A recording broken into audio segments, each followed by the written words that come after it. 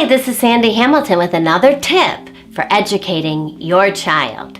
Today's tip is going to be how to use scissors.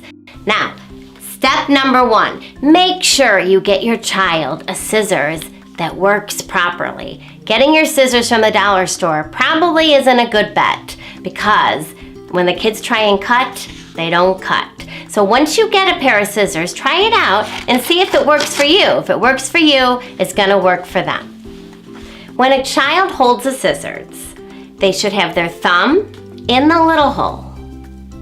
The rest of their fingers, at least the second, third, and fourth finger, can go in the bottom. I always tell my students, thumb up. A lot of kids try and cut like that. Their thumb should always be up.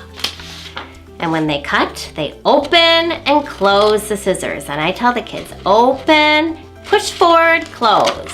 Open, push forward, close.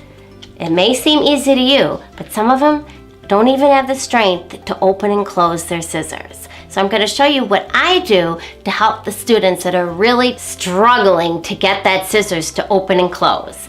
So I'm going to have my daughter come over here. Now she's not a little one, she's not a wee one. I have a bigger scissors for her.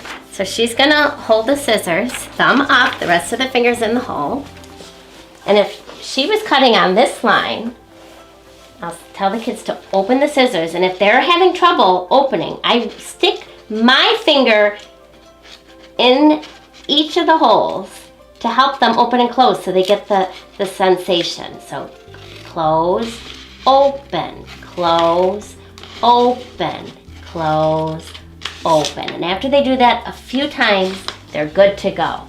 Now often they come to school and they have those scissors that automatically open and close for them. I'm not a fan of those because it really isn't teaching the kids the right skill.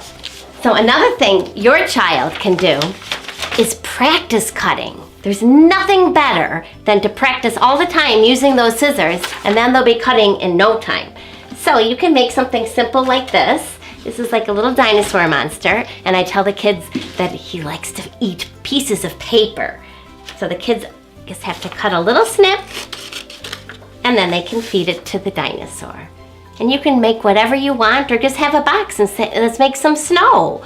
And the more the kids use the scissors, the better they get. Just remind them that scissors are for big kids only, and they should never cut their hair because it takes a long time to grow back. Have your child practice those skills and they'll be very good cutters in no time at all.